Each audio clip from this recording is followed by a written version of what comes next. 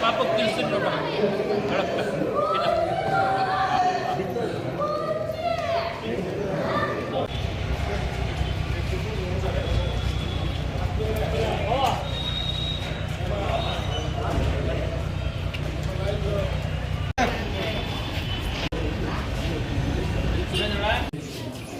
ತಗೋಬೋದಾ?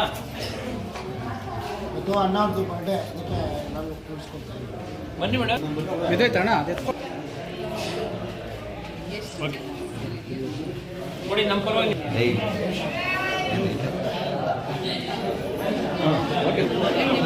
ಇಸ್ಕೊಳ್ಳಿ. ಈಗ ಕೊಡಪ್ಪ ಈ ಪ್ಯಾಕೆಟ್. ಕಾಣಿಸ್ತಲ್ಲ ಈಗ ಕಾರ ಬೀಳ್ತಾನೆ.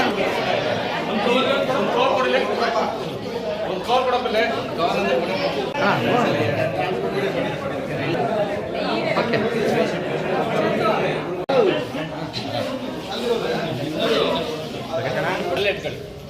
ಒಂಚೂರು ನೋಡಿ ಕಡೆ ಫೋಟೋ ಬರಲ್ಲ.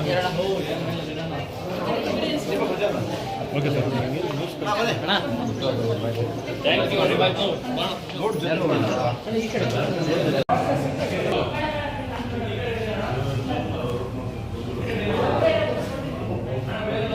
ಓಕೆ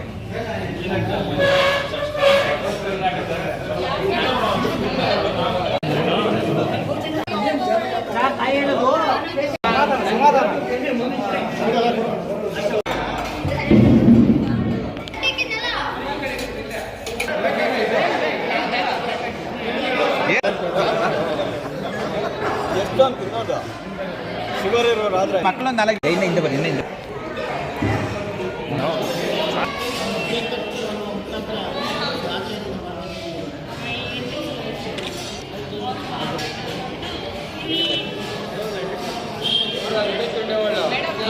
ಒಂದು ಸ್ವಲ್ಪ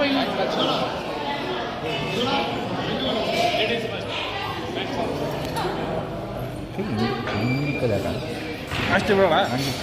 ಹಾಂ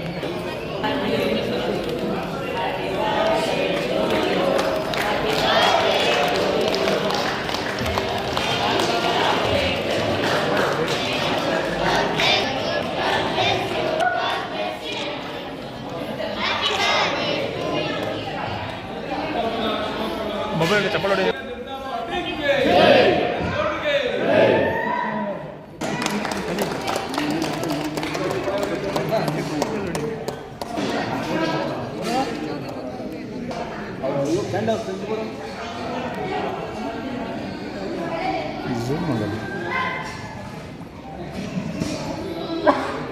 ಸರ್ ಒಂದು ಸೆಕೆಂಡ್ ಈ ಕಡೆ ನೋಡಿ ಸರ್.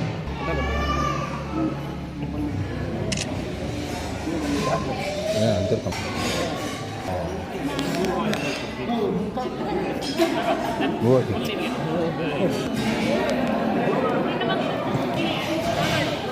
ಅದು ಅರ್ಧಂಬರ್ಧಲ್ಲಿ ಬಂದಿರೋದು ಸರ್. ಹಾಂ ಇದಣ್ಣ ಹಿಂದ್ಕೊಬ್ಬರು ಹೇಳ್ತೀನಿ.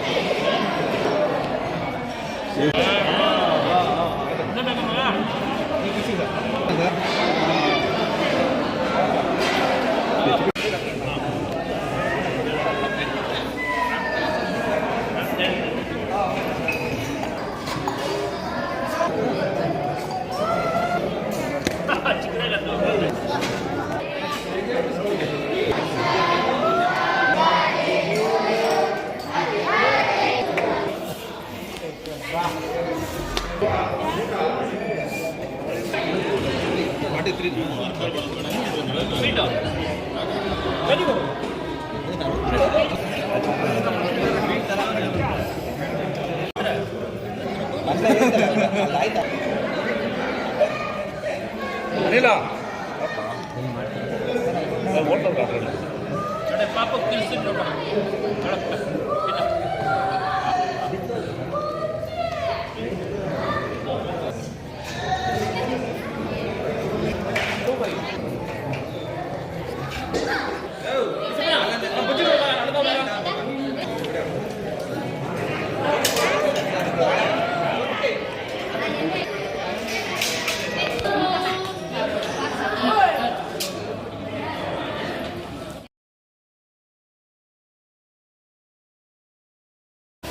ನನ್ನ ಹುಟ್ಟುಹಬ್ಬವನ್ನು ವಿಶೇಷವಾದ ರೀತಿಯಲ್ಲಿ ಆಚರಣೆ ಮಾಡಬೇಕು ಅಂತೇಳಿ ನಮ್ಮ ಎಲ್ಲ ಮುಖಂಡರು ನಿಶ್ಚಯ ಮಾಡಿ ವಿಶೇಷವಾಗಿ ಎಲ್ಲ ನಗರ ಮತ್ತು ಗ್ರಾಮಾಂತರ ನಮ್ಮ ಮೋರ್ಚಾ ಅಧ್ಯಕ್ಷರು, ಪ್ರಧಾನ ಕಾರ್ಯದರ್ಶಿಗಳು, ಮಂಡಲ ಪ್ರಧಾನ ಕಾರ್ಯದರ್ಶಿಗಳು ಎಲ್ಲರೂ ಸೇರಿ ಇವತ್ತಿನ ದಿವಸ ನನ್ನ 43ನೇ ಹುಟ್ಟುಹಬ್ಬವನ್ನು ಮಕ್ಕಳ ಜೊತೆ, ಅದರಲ್ಲೂ ಆಶಾ ಕಿರಣ ಅಂಧ ಮಕ್ಕಳ ಒಂದು ಆಶ್ರಮದಲ್ಲಿ ಮಾಡಬೇಕು ಅಂತೇಳಿ ನಿಶ್ಚಯ ಮಾಡಿರ್ತಾರೆ.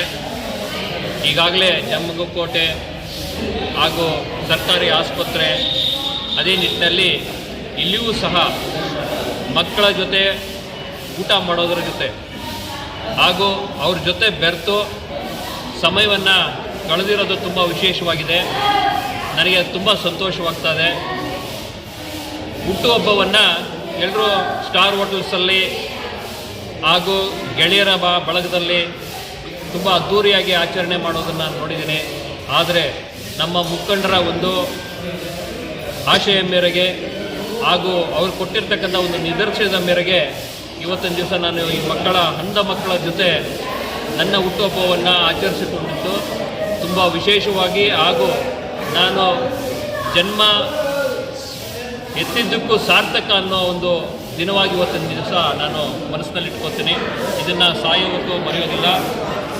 ಮುಂದಿನ ದಿನಗಳಲ್ಲಿ ಇವರ ಎಲ್ಲರ ಆಶೀರ್ವಾದ ನಮ್ಮ ಮೇಲಿರಲಿ, ಹಾಗೂ ನಮ್ಮ ಪಕ್ಷವನ್ನು ಗಟ್ಟಿಯಾಗಿ ಕಟ್ಟಬೇಕು ಅಂತ ಹೇಳಿದ್ರೆ ಇವರ ಆಶೀರ್ವಾದದೊಂದಿಗೆ ಹಾಗೂ ಎಲ್ಲ ಇಲ್ಲಿ ನೆರೆದಿರ್ತಕ್ಕಂತಹ ಮುಖಂಡರೊಂದಿಗೆ ಹಾಗೂ ಬೆಳಗಿನಿಂದ ಎಲ್ಲ ನಮ್ಮ ತಾಲೂಕಿನಾದ್ಯಂತ ಮೂಲೆ ಮೂಲೆಯಿಂದಲೂ ಕರೆ ಮಾಡಿ ನನಗೆ ಆಶೀರ್ವಾದ ಮಾಡ್ತಾ ಇದ್ದಾರೆ. ನೀವು ಯುವ ಮುಖಂಡರಾಗಿ ಬೆಳಿಬೇಕು, ನಮ್ಮ ತಾಲೂಕಿನಲ್ಲಿ ಮುಂಬರುವ ದಿನಗಳಲ್ಲಿ ಪಕ್ಷವನ್ನು ಗಟ್ಟಿಯಾಗಿ ಕಟ್ಟಬೇಕು ಅಂತ ಆಗಿಯೂ ಅವರು ಏನು ನನ್ನ ಮೇಲೆ ಒಂದು ಆಶಯವನ್ನು ಇಟ್ಕೊಂಡಿದ್ದಾರೆ, ಅದನ್ನು ನಾನು ಮುಂದಿನ ದಿನಗಳಲ್ಲಿ ಉಳಿಸ್ಕೊಳ್ತಕ್ಕಂಥ ಕೆಲಸ ಮಾಡ್ತೀನಿ. ನನ್ನ ಕೊನೆ ಉಸಿರಿರೋವರೆಗೂ ಶಿಡ್ಲಘಟ್ಟ ವಿಧಾನಸಭಾ ಕ್ಷೇತ್ರದ ಬಡವರಿಗೋಸ್ಕರ ದುಡಿತೀನಿ, ಬಡವರ ಮಧ್ಯೆ ಇರ್ತೀನಿ, ಅವರ ವಿಶ್ವಾಸವನ್ನು ಗಳಿಸ್ತೀನಿ. ಮುಂದಿನ ದಿನಗಳಲ್ಲಿ ಇದೇ ರೀತಿಯಾಗಿ ನಾನು ಈ ಮಕ್ಕಳ ಜೊತೆ, ಬಡವರ ಜೊತೆ ನಾನು ಹುಟ್ಟುಹಬ್ಬವನ್ನು ಆಚರಿಸ್ಕೊಳ್ಳೋದ್ರ ಮುಖಾಂತರ ಮುಂಬರುವ ಒಂದು ಪೀಳಿಗೆಗೆ ಮಾದರಿ ಆಗಬೇಕು ಅಂತ ಹೇಳಿ ಆಶಯ ಪಡ್ತೀನಿ.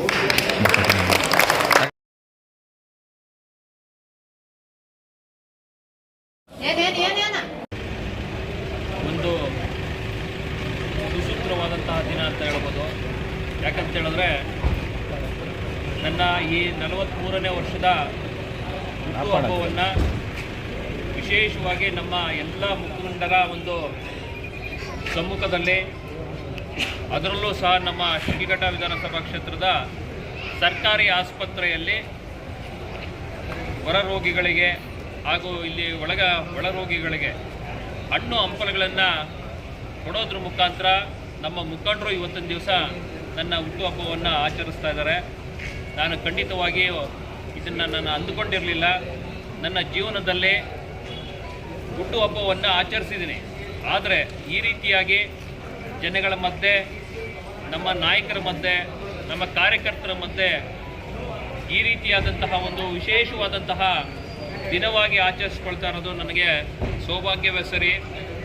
ಹಾಗಾಗಿ ನಾನು ಈ ಮುಖಾಂತರ ಹೇಳುತ್ತೇನೆ, ನಾನು ನನ್ನ ಕೊನೆಯ ಜೀವನ, ನನ್ನ ಉಸಿರಿರೋವರೆಗೂ ಸಹ ಏನು ನನ್ನ ಮೇಲೆ ನನ್ನ ಮುಖಂಡರು, ನನ್ನ ಕಾರ್ಯಕರ್ತರು ಈ ರೀತಿಯಾದಂಥ ವಿಶ್ವಾಸವನ್ನು ಇಟ್ಟಿದ್ದಾರೆ, ಅದನ್ನು ಉಳಿಸ್ಕೊಳ್ಳುವಂಥ ಕೆಲಸವನ್ನು ನಾನು ಮಾಡ್ತೀನಿ.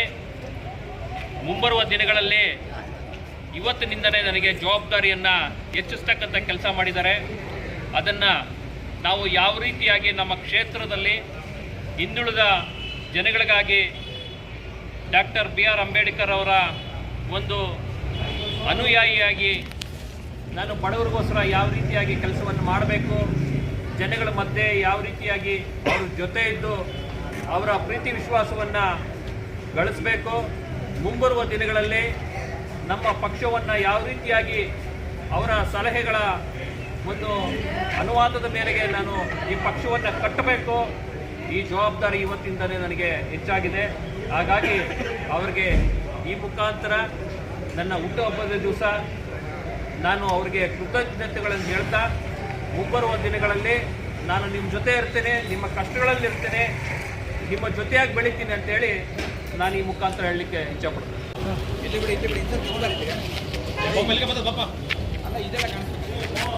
ಪಾಪ